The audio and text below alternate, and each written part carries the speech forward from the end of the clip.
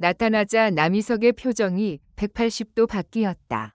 무대 뒤 대기실 복도는 늘 그렇듯 소란스러웠다. 누군가는 목을 가다듬고 누군가는 악보를 쥔 손에 땀이 베어 번지는 걸 숨기려 주머니에 손을 넣었다.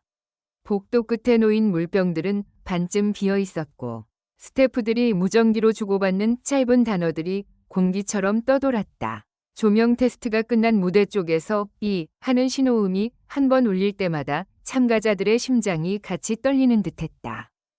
그날도 전국 가창대회는 평범하게 시작되는 듯 보였다. 관객석에는 동네 어르신부터 학생들까지 빼곡했고 무대 위에는 지역 특산물과 축제 분위기를 살린 현수막이 큼지막하게 걸려 있었다. 진행을 맡은 남희석은 그 특유의 여유로운 미소로 관객을 달래듯 웃겼고 참가자들을 북돋웠다. 농담이 지나치게 길지도 어색하게 끊기지도 않았다. 자, 여러분, 오늘도 우리 동네 목소리들 제대로 들어봅시다. 그 말에 객석에서 박수가 터졌다. 그런데 첫 번째 이상 신호는 아주 사소한 데서 시작됐다. 리허설이 끝나고 생방송을 앞둔 마지막 점검 시간. 제작진이 무대 동선을 다시 확인하던 그 순간 남희석의 귀에 누군가의 이름이 스치듯 들어왔다. 다음 순서 강문경 씨 대기. 대기표를 들고 지나가던 스태프가 무심히 말한 그 한마디. 남희석의 손끝이 잠깐 멈췄다. 웃고 있던 입꼬리는 그대로였지만 눈동자가 아주 짧게 흔들렸다. 그 흔들림은 옆에 있던 메인 작가가 먼저 알아챘다. 형, 왜 그래요? 남희석은 대답 대신 다시 마이크를 잡고 리허설 멘트를 이어갔다. 하지만 그때부터 그의 표정에는 보이지 않는 균열이 생기기 시작했다. 그리고 생방송이 시작되었다. 무대 조명이 켜지고 음악이 흐르고 참가자들이 차례로 나와 노래를 불렀다. 관객은 열광했고 심사위원들은 고개를 끄덕이거나 미간을 찌푸리며 점수를 고민했다. 남희석은 여전히 능숙하게 진행했다. 적당히 웃기고 적당히 감동을 끌어내고 적당히 분위기를 끌어올렸다. 문제는 그 순서가 다가오면서부터였다. 다음 참가자 소개를 위해 남희석이 큐카드를 들었다. 그의 손등에 굵은 핏줄이 살짝 도드라졌다. 종이를 잡는 힘이 강해져서인지 큐카드 모서리가 미세하게 구겨졌다. 그는 웃었다. 웃긴 웃음이었다. 어딘가 얇고 빠르고 급하게 만들어진 웃음. 자, 다음 무대는요. 남희석이 관객을 향해 손을 뻗었다. 오늘 우리 대회에 아주 특별한 분이 나오십니다. 그 특별이라는 단어에 관객석에서 웅성임이 흘렀다. 일부는 이미 소문을 들은 듯 휴대폰을 들었다. 무대 뒤에서 대기하던 스태프들이 동시에 고개를 돌렸다.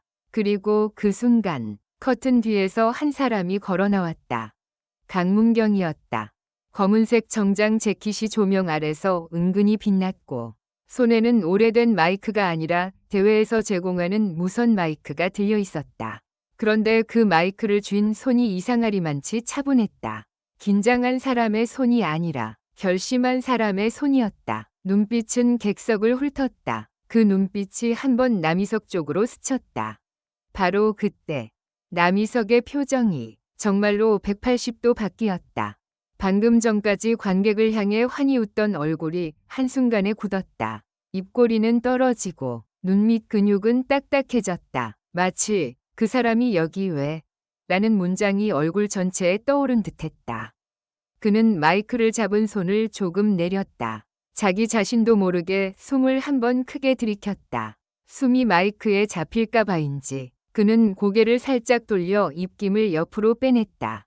무대 위 공기가 바뀌었다. 관객석은 그 변화를 더 빠르게 느꼈다. 누군가 왜 저래? 라고 중얼거렸고 누군가는 무슨 일이 있어? 라며 친구의 팔을 툭 쳤다. 심사위원석에서도 한 명이 의자에 등을 기대며 표정을 살폈다. 강문경은 아무 일 없다는 듯 마이크를 입가에 가져갔다. 안녕하세요. 강문경입니다. 목소리는 안정적이었다. 너무 안정적이라 오히려 불안하게 느껴질 정도였다.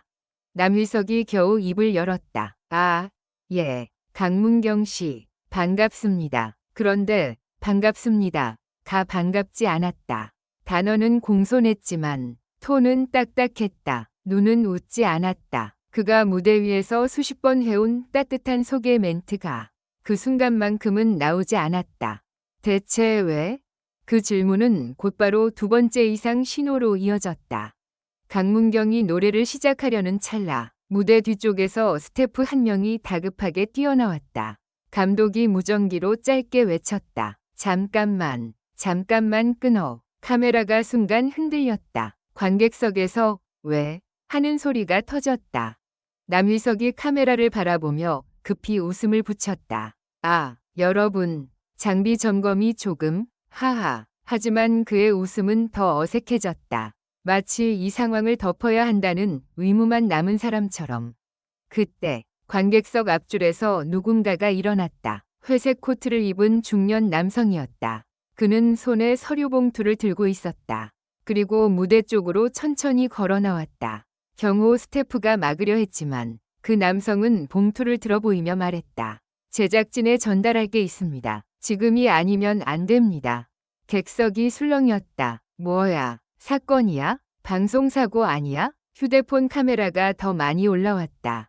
남희석의 얼굴이 더 굳었다. 그 회색 코트를 보는 순간 그의 눈이 짧게 떨렸다. 그리고 마치 본능처럼 무대 중앙에서 한 발 뒤로 물러섰다. 아주 작은 움직임이었지만 그 한 발이 모든 걸 말해주었다. 저 사람을 안다. 강문경은 그 상황을 보고도 마이크를 내리지 않았다. 오히려 조용히 한마디를 던졌다. 괜찮습니다. 말씀하시게 해주세요. 그 말이 방아쇠였다.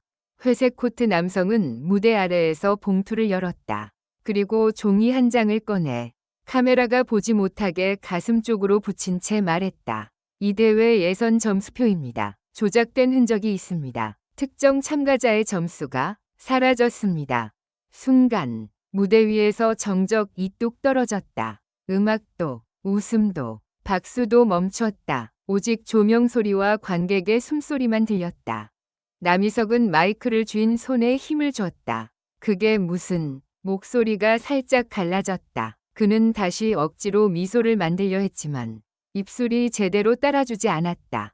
강문경이 그를 바라봤다. 형님, 기억하시죠? 그는 남희석을 진행자가 아니라 형님이라 불렀다.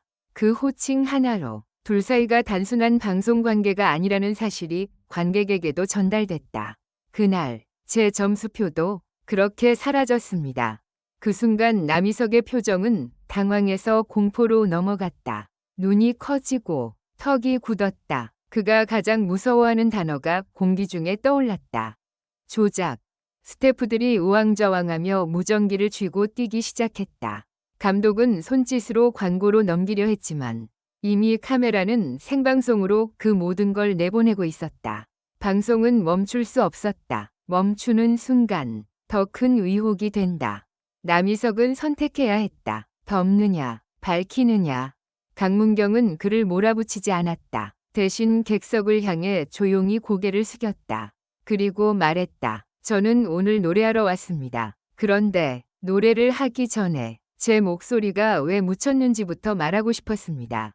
그 말에 객석에서 누군가 훌쩍였다. 아니, 이런 일이 있었어? 그럼 그동안 사람들의 얼굴에 분노가 차오르기 시작했다.